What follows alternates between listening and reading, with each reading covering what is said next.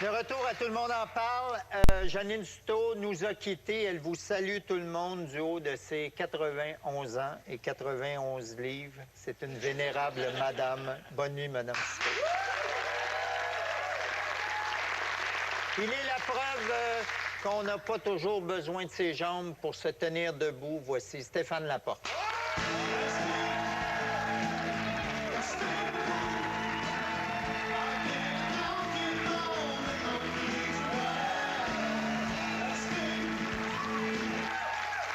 Stéphane, bienvenue à Tout le monde en parle. Merci. Tu étais sur ce plateau il n'y a pas si longtemps, accompagné d'André-Philippe Gagnon. Après l'émission, on a été mangé. Tu avais manifesté le désir de revenir pour parler d'une cause, celle des personnes handicapées, que tu as récemment décidé d'endosser en acceptant d'être le porte-parole du prix à part entière. C'est quoi ce prix-là? C'est un prix qui récompense toutes les personnes qui font en sorte que les personnes handicapées peuvent plus s'intégrer à la société. Donc, ça peut être autant des organismes que des individus. Et en acceptant d'être porte-parole de ce prix, tu acceptais aussi de t'ouvrir un peu sur ta propre condition de personne handicapée, chose que tu as faite en de très rares occasions seulement. Pourquoi tu n'en as pas parlé avant? Tu étais gêné? J'étais pas gêné. C'est un mot qui est difficile à accepter, le mot handicapé, parce que tu es comme résumé un peu par ton défaut physique, alors que tu es beaucoup plus qu'un défaut physique. Moi, je suis né comme ça, donc moi, je sais pas c'est quoi la différence de marcher autrement que comment je marche et d'avoir les tendons courts et le côté droit un peu poqué. Donc, et de 0 à 5 ans, j'étais un enfant, pour moi, comme les autres enfants. Et c'est en arrivant à l'école, c'est vraiment là que j'ai comme réalisé que j'étais différent, que j'étais... Et que les enfants pouvaient être méchants. Oui, oui. Surtout avec les personnes handicapées, si on parle beaucoup d'intimidation en ce moment, mais il y a 52 % des enfants handicapés qui, à l'école, sont victimes d'intimidation. Fait que moi, ça a été le cas quand j'allais à l'école au début. C'est sûr, je me faisais pousser parce que j'avais la misère à marcher, donc je tombais, j'avais pas d'équilibre. Puis c'était tout le temps la question, on me demandait qu'est-ce que tu as aux jambes, qu'est-ce que tu as aux jambes. Moi, comme ma mère m'avait dit que j'avais rien, puis que pour moi, j'étais juste quelqu'un qui n'était pas très élégant, mais à part ça, ça n'allait pas se faire.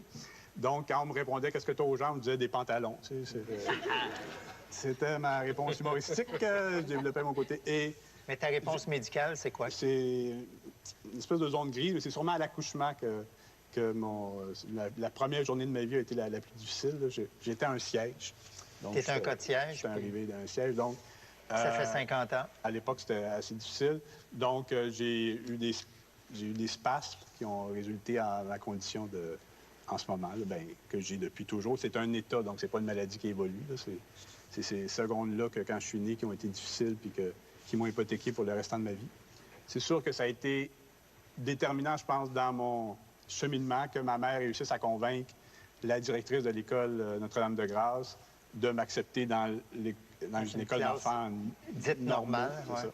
Et que j'ai pu évoluer là-dedans. Pour ma mère, il n'était pas question que je m'apitoie sur mon sort. C'était, tu sais, débrouille-toi, puis fonce, puis t'es comme les autres, t'es capable de t'en sortir. Peut-être que tu marches pas vite, mais t'es capable de penser vite, fait que débrouille-toi, mon gars. Est-ce que tu t'es servi de ton humour comme d'une arme? Bien, surtout, pour vaincre l'intimidation, oui, comme...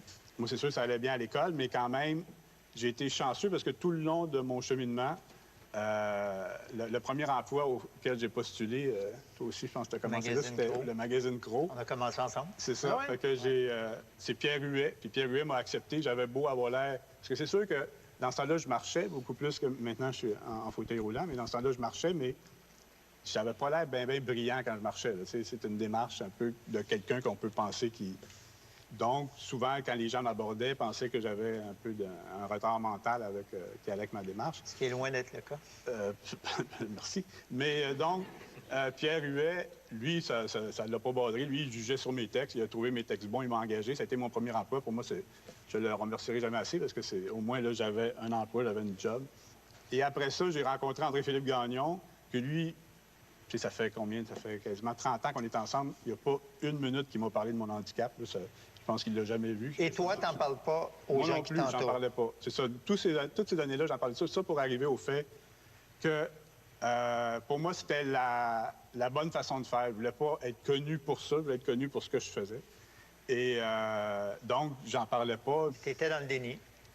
Il y avait une part de déni, mais il y a aussi une part que, pour moi, c'était pas important. Tu sais, il faut comprendre qu'une personne handicapée, son handicap, elle ne vit pas constamment. Elle vit quand elle a la misère à se rendre en quelque part. Mais moi, tu sais, ma job, c'était d'être derrière un écran d'ordinateur, d'écrire un texte, après ça, de faire du montage. Je suis pas handicapé dans ce temps-là. En vieillissant, mon handicap, c'est un état, donc ça s'est pas aggravé, mais c'est sûr que la vieillesse est un handicap qu'on a tous et qui a fait que je suis resté beaucoup plus souvent assis, donc je me suis affaissé, mes tendons se sont affaissés, ce qui fait qu'à un moment donné, j'ai dû être en fauteuil roulant.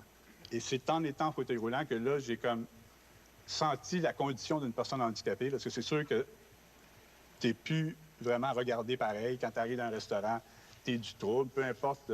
Quand il y a des marches, il y a plein de places qui ne sont pas adaptées. Là, j'ai vu que c'était vraiment difficile d'être handicapé. Et je me suis dit que s'il n'y a pas une personne handicapée pour défendre les droits de l'handicapé, qui va le faire? Parce que dans toutes les causes, les personnes handicapées, c'est souvent, je pense, c'est comme le dernier tabou. Parce que, la société a eu cette folie-là de trouver des fois des gens inférieurs. Si on pensait que les femmes étaient inférieures pendant des années, elles n'avaient pas le droit de vote, puis c'était complètement stupide. Mais les femmes se sont révoltées, puis ça a changé. On pensait la même chose pour les Noirs. Les Noirs se sont révoltés, mais pour une personne handicapée, se révolter, c'est pas facile, tu sais, parce que déjà, quand c'est difficile d'attacher tes souliers, descendre dans la rue pour te révolter, c'est plus dur. Et je pense que les personnes qui, comme moi, le sont légèrement, bien, c'est elles qui doivent prendre la parole. Qu'est-ce qui te tape le plus sur les nerfs face à la réaction devant une personne handicapée? Bien, c'est souvent de conclure que parce que quelqu'un est handicapé, il y a un retard mental de soi. Ça, là, c'est moi, sûr, mettons, quand j'arrive à un comptoir, je prends souvent l'avion. Les gens te parlent plus fort. Non, même pas. Mettons, ma blonde me roule, on est ensemble, on donne nos billets. Puis là, est-ce qu'il est capable de marcher dans l'avion? Ah, il parle pas à toi. Non, il parle pas à moi. Là, je dis, je suis capable de marcher, puis je suis capable de parler aussi. Pour... Puis de vous répondre. Tu as déjà vécu une situation assez humiliante que tu as racontée d'ailleurs dans une chronique entre 2 transferts d'avion. Qu'est-ce qui s'est passé? Ma blonde avait un colloque à Stockholm. Fait qu'on était à Stockholm et on rentrait sur Montréal. Et on devait passer par Paris pour notre transit. On arrive à Paris. Et normalement, quand tu es une personne en fauteuil roulant, ton fauteuil s'en va. C'est un peu comme un enfant avec une poussette. Là. Ton fauteuil s'en va dans ça ta bagage, mais il est sorti en premier pour te permettre après ça d'aller prendre ta connexion, puis de pouvoir sortir. Mais à Charles de Gaulle, j'ai eu souvent des problèmes là. On atterrit à l'aéroport de Paris et là, l'hôtesse me dit « On n'a pas votre chaise. » La chaise est partie direct sur Montréal, d'accord? Bon. Il dit « Avez-vous eu d'autres chaises? » Elle dit « Non, on n'a pas d'autres chaises. Là, j'ai dit, parce qu'on a beau être dans le ciel, Dieu m'a pas guéri pendant le voyage. J'ai encore besoin d'un fauteuil roulant. T'sais. Finalement, il y a une navette qui arrive. Là, il y a une dame qui m'attend avec un fauteuil. J'embarque dans le fauteuil, puis là, je lui dis, on prend notre connexion pour Montréal. Elle dit, non, moi, il faut que je vous laisse ici. Elle rentre dans le terminal, puis elle dit, asseyez-vous là. Là, je dis, bien là, c'est parce qu'on va manquer notre connexion. Elle dit, non, elle dit, moi, j'ai besoin du fauteuil. Tu sais, le fauteuil, pour elle conduisait des fauteuils. Elle conduisait pas des individus. C'est ça. Elle dit, moi, j'ai besoin du fauteuil pour aller chercher d'autres mondes, parce qu'elle avait comme un quota de monde à libérer les avions. Bien, son quota de fauteuil. C'est deux univers qui se rencontrent. Son quota de fauteuil. J'ai dit, moi, je débarque pas du fauteuil, là, parce que je sais très bien ce qui va arriver. Là. Je suis Tu vas fatigué. manquer ton avion. Puis elle a dit, non, vous devez débarquer, monsieur. J'ai dit, non. J'ai dit, de toute façon, si j'ai envie de faire pipi, mettons, est-ce que je fais un Depardieu de moi-même? Est-ce que, tu sais... Là, je pense que le mot Depardieu, il a laissé le fauteuil. Là, ça y a fait peur un peu. Fait que, et là, je suis dans le fauteuil et on attend le type qui est censé nous reconduire à la barrière. Mais là, on voit le temps passer, le type n'arrive pas. Donc là, je dis à Marie-Pierre, on va se débrouiller. C'est ma blonde. On va se débrouiller nous-mêmes, on va y aller. Donc, on commence, on s'aventure à aller vers la... Je mets tout sur mes cuisses, puis là, on part. Et là, il y a une dame qui poussait une autre personne qui me voit et qui voit que c'était un fauteuil de l'aéroport. Elle dit, vous n'avez pas le droit de conduire ça. Là, De conduire. Elle dit, ça nous appartient, c'est du matériel qui nous appartient. Et là, on dit, oui, mais c'est parce qu'on est en train de manquer notre avion. Elle dit, non. Et là, je dis, Marie-Pierre, elle dit, fous-toi-en de la Française, là, on continue. Et là, la Française, elle avait une clé et elle a arrêté le bras de ma blonde. Elle s'est penchée en dessous de ma chaise et elle a barré la chaise. Ben voyons donc. Mais là, voyons. Et là, tu te sens vraiment là, comme si tu venais de te faire mettre un sabot de Denver à ta chaise roulante. Et là, tu es pogné dans le milieu de l'aéroport Charles de Gaulle. Elle s'en va. Et là, je me suis massacré, bien sûr. Donc, finalement, on est là, on est pogné. On est en train de manquer notre avion. Il y a un... Là, ça faisait une couple de cons qu'on avait vus en ligne. Fait que on était dû pour frapper quelqu'un d'intelligent. Et il y a... Mathématiquement. Oui, mathématiquement parlant, là, même à Paris. Et il y a finalement un bon Français, un bon Samaritain, qui, lui, était censé juste s'occuper des bagages, mais qui a trouvé une autre chaise, parce qu'il n'était pas capable de débarrer cette chaise-là, et on a réussi à prendre notre vol à Montréal. Mais tu sais, c'est vraiment humiliant là, quand tu te fais barrer. Il aurait pu arriver n'importe quoi, n'importe quoi dans l'aéroport, un mouvement de panique. Qu'est-ce que votre gouvernement va faire pour ça? Les criminels, oui, exact. Ouais, clairement. C'est clair que quand on vole en F-35, là, on a le droit d'amener sa chaise. Mais clairement, un criminel dangereux sur la scène internationale. Alors, c'est pas... Va être fiché. Comment que c'est, Stéphane, dans tes relations amoureuses? J'imagine que quand tu commençais des relations amoureuses, ça ne devait pas toujours être évident pour toi. Je sais que là, tu as une blonde, Marie-Pierre, qui est exceptionnelle, qui n'est pas handicapée. Ben non. Comment il y en a eu plein de blondes, Stéphane. J'ai eu plein de blondes exceptionnelles. Denise, qui était extraordinaire, que je connais bien. Julie Snyder. Oui. Ah oui? Mais je pense on est chanceux. Je sais pas, c'est peut-être pour ça pour les filles aussi, mais pour un gars, c'est que souvent les filles ont plus tendance à regarder avec les yeux du cœur. Tu sais, pour une fille, c'est moins important peut-être l'enveloppe. En tout cas, dans mon cas, j'ai été chanceux. J'ai rencontré des filles que mon handicap n'a pas arrêté du tout, puis que j'ai eu des belles relations. D'ailleurs, ça étonnait. À chaque fois que je rencontre Marcel Aubu, c'est toujours ce qui l'étonne. Là. Puis il me le dit d'emblée, il y a cette franchise-là. Il dit, toi, la porte, là, Ou cette obsession. Oui, ou cette obsession-là. Il dit, toi, il dit, à marcher comme t'as toujours une belle fille avec toi. À manger comme... Je prends ça comme un compliment, quand même. T'aurais pu lui dire la même chose. Non,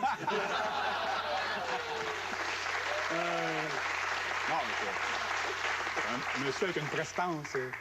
Je te cite. La plus grande vérité pour un fils, ce sera toujours celle de sa mère. Or, pour ta mère, tu n'as jamais été handicapé.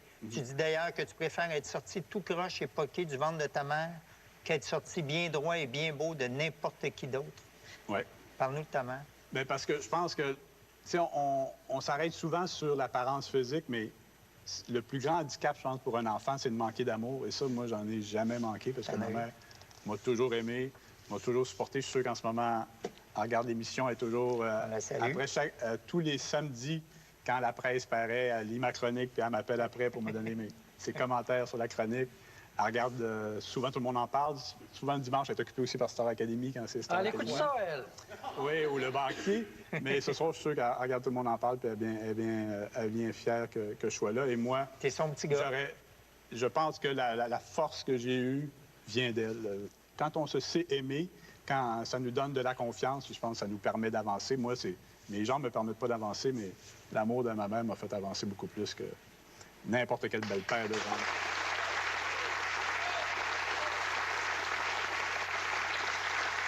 Stéphane, tu es concepteur de l'adaptation québécoise, réalisateur de la quotidienne et juge de Star Academy. L'édition 2012 de Star Academy vient tout juste de se terminer. Ça a connu encore une fois un énorme succès. Cette année, les académiciens ont notamment pu chanter avec Gilles Vigneault, Johnny Hallyday, Véronique Sanson, Lionel Richie, Jean Leloup, Daniel Bélanger, Manon.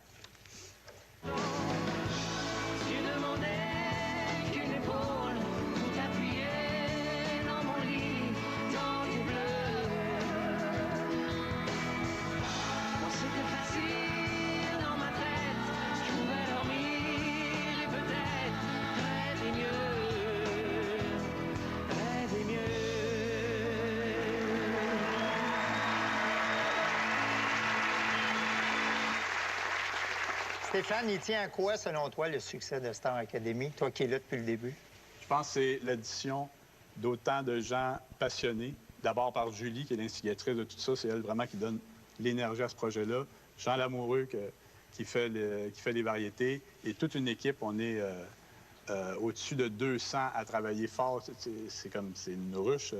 Moi, je passais mes nuits pour monter les quotidiennes. On commence à minuit, on finit vers 3 heures l'après-midi. J'étais avec une monteuse à Zowood qui était assise de minuit à 3 heures l'après-midi sans arrêt pour que la quotidienne soit prête à 7h30. Suzanne Labelle, qui était réalisatrice de quotidienne, c'était plein de gens qui ont la même passion. En plus, on avait vraiment une équipe d'étoiles. Quand tu regardais les professeurs, René Angélil, Ginette Renault, Patrick Huard, Grégory Charles, c'est tous des gens que, normalement, tu ne vois pas dans la même émission. Mais là, ils étaient tous rassemblés. Michel Rivard, Bills, qui était là aussi. Daniel, qu'est-ce que ça représente, Star Academy, pour un chanteur qui a déjà une solide carrière? Bien, ce que j'ai remarqué, moi, c'est la réconciliation des genres. C'est-à-dire que tu avais tout le monde. Tout le monde était bien représenté. Et moi, pendant 3 jours, j'étais là. C'est de l'amour pendant 3 jours. Et puis, il y a eu beaucoup de chaleur sur le plateau. Et l'occasion de chanter à la télévision, ce qui est de plus en plus rare. Ben oui. Et c'est une émission qui aime les artistes francophones. Et puis, ça faisait longtemps que je n'avais pas chanté non plus à la télévision. Puis, mon ami Stéphane m'invitait depuis quelques années. Et puis, tout à coup, j'avais le goût de le faire. De le faire. Ouais. Stéphane, la semaine dernière, l'humoriste Serge Grenier, membre du groupe Les Scéniques, est décédé à l'âge de 73 ans. Serge serait décédé dans des circonstances bien tristes. Il serait mort des suites d'une chute de plusieurs étages en tentant de s'évader par une fenêtre d'une résidence de Saint-Lambert où il avait été admis 24 heures plus tôt. Selon certaines sources, Serge souffrait depuis quelque temps de démence. Tu l'as bien connu, Serge Grenier, entre autres au magazine Pro, où on a commencé avec lui. Qu'est-ce que ça t'a fait d'apprendre ça? Je trouvais ça d'une tristesse sans nom, là, c'est ça. Surtout quand un humoriste comme lui, d'avoir une fin aussi dramatique, c'est un drame effrayant. Et c'est vraiment très, très triste. Et moi, Serge, ce que je retiens de lui, justement, c'est son intelligence. Nous autres, on faisait des réunions du comité de rédaction et quand Serge te regardait avec son œil, puis il te préparait une joke, tu étais aussi bien d'être prêt parce que il scorait tout le temps, puis il y avait comment il écrivait. Moi, j'étais un fan de ses chroniques. Je sais pas si tu te souviens, dans la presse, il faisait des chroniques d'un député d'arrière-ban. Ouais. C'était Moi, j'ai un bon souvenir de Serge. À un moment donné, j'avais dit que j'avais une maison de campagne à Lotte-Binière. Là, je vois passer un Harley-Davidson. Je sais que c'est ça. Il m'avait trouvé, c'était lui, il s'était acheté un Harley. Il enlève son casque. il y avait un petit côté ange et démon. Il y avait une petite phase d'angélique. En arrière, tu avais l'œil qui pouvait... Capable de se mélanger à tous les milieux aussi. Ouais. Mais là, visiblement, c'est le démon qui l'a emporté à la fin. Éric, Serge a participé au gala Juste pour rire que tu as animé l'an dernier. C'est probablement sa dernière apparition officielle. Manon. Oh, mesdames et messieurs, Serge Grenier, le premier animateur d'un gala Juste pour rire en 1983. Merci, merci. Hey! 83, hein? Oui. Mais vois-tu, toutes ces années-là ont passé. Toi, ton gala a commencé depuis 1 minute et demie, là? Oui. C'est pas fort.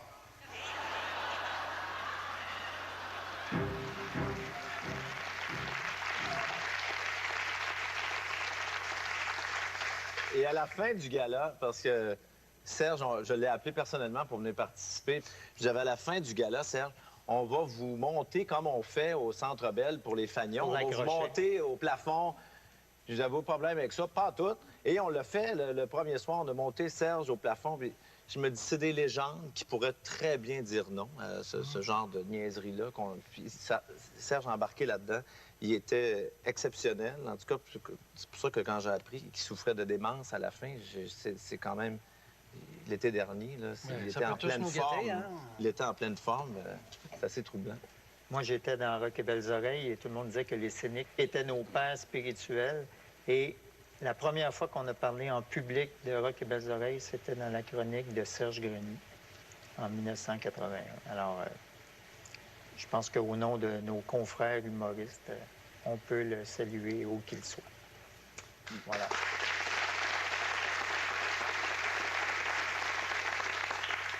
Stéphane, c'est un plaisir de te recevoir, vraiment, puis de parler d'autre chose que tes réalisations professionnelles, mais de tes réalisations personnelles. Merci. Bienvenue. Oh. Ah! Merci beaucoup. Attention primeur, carte pré-chouchou. C'est la première, ça? Pré-chouchou? Ah oui, un pré-chouchou. Je suis en devenir. Pour l'obtenir, c'est simple. Tu t'organises pour qu'il n'y ait plus jamais de Star Academy. Là.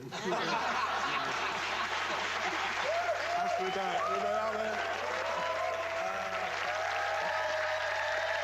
la pause, Christian Tortora.